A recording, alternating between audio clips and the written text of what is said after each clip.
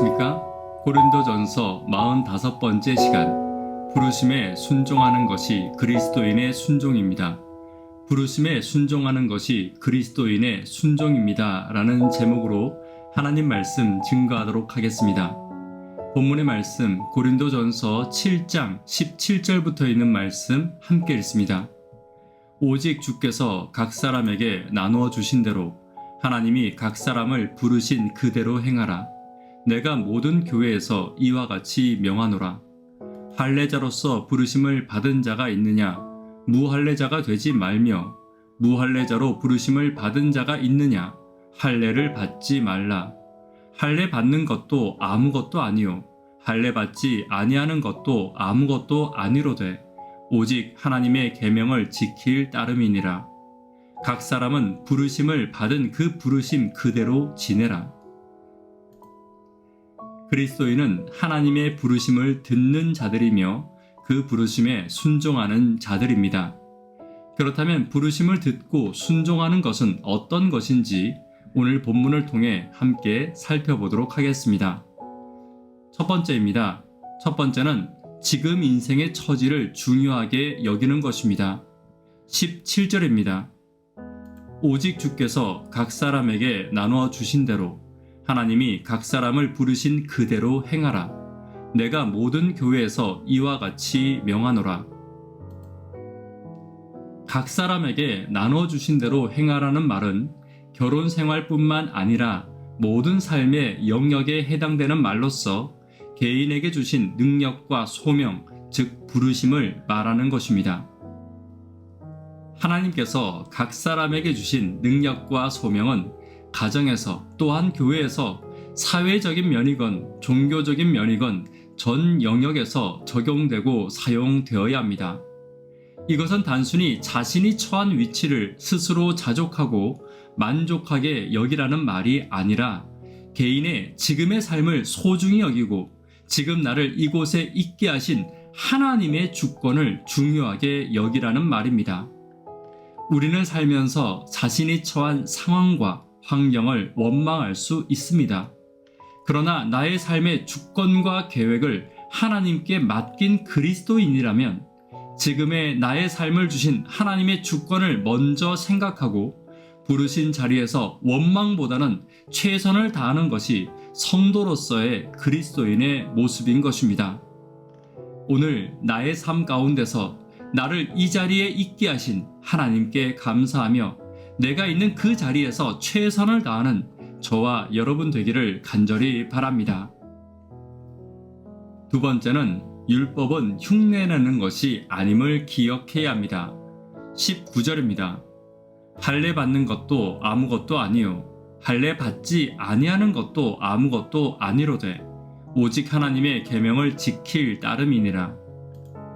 초대교회에서 가장 예민한 문제가 할례에 관한 문제였습니다.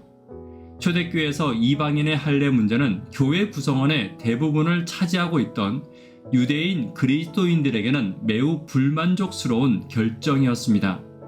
특히 이방인에게 할례가 아무런 효과가 없다고 주장한 바울의 견해는 대부분의 선교지에서 오해의 원인이었으며 교회의 분쟁의 중요한 원인이 되었습니다. 또한 헬라의 생활 방식에 적응한 유대인 중에는 할례의 흔적을 감추려 하거나 없애려 하는 자들도 있었다는 것입니다. 다시 말해 바울은 자기 생활의 이기적 유익을 위해서 할례를 행하기도 하고 없애버리기도 하는 할례는 더 이상의 의미를 가지지 못하는 율법이라고 말하고 있는 것입니다. 그리스도인인 그들에게 필요한 것은 율법을 흉내내는 것이 아니라 하나님의 계명을 지키는 일이었습니다.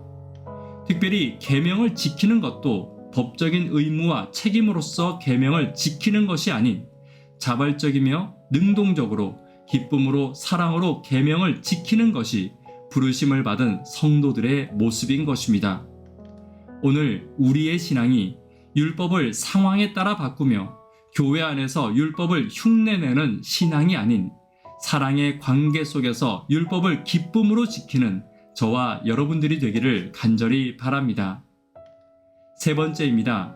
세 번째는 부르심에 순종해야 합니다. 20절입니다.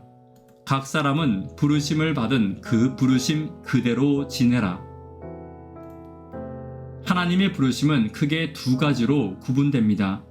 하나는 사명을 위한 부르심이며 또 다른 하나는 지금의 상황과 환경 가운데로 부르심입니다.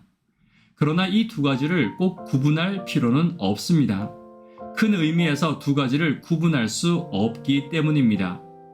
내가 지금 있는 이곳이 하나님이 사명을 위해 보내신 곳이며 그곳에서 나의 사명을 행할 필요가 있는 것입니다. 예를 들어 내가 있는 가정에서 나는 부모와 자녀로서의 사명이 있는 것이며 내가 있는 교회에서 직장에서 나는 내가 맡은 직분과 위치의 사명이 있는 것입니다. 그것을 부정하고 내가 지금 있는 곳의 사명을 가볍게 여기고 있다면 당연히 내게 더 큰 사명과 그 사명에 맞는 은사와 축복은 없는 것입니다. 지금 내가 있는 곳에서 하나님이 내게 주신 사명을 잊지 않고 어떤 상황이든 환경이든 감옥 속의 요셉과 같이 끝까지 내게 주어진 곳에서 사명을 이루는 저와 여러분들이 되기를 간절히 바랍니다. 말씀에 결론 맺도록 하겠습니다. 부르심에 순종하는 것이 그리스도인의 순종입니다. 부르심에 순종하는 삶은 어떤 삶입니까? 지금 인생의 처지를 중요하게 여기고 하나님의 주권을 인정하는 삶입니다. 율법을 흉내내는 것이 아니라 기쁨과 사랑으로 지키는 것입니다.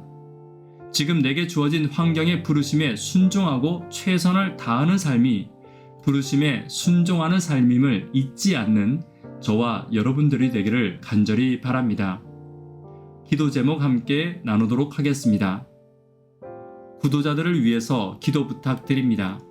하루 10분 하나님과 동역하기를 위해 학생, 청년, 어린이들을 위해서 기도 부탁드립니다. 교회의 부흥과 꿈을 위해서 기도 부탁드립니다.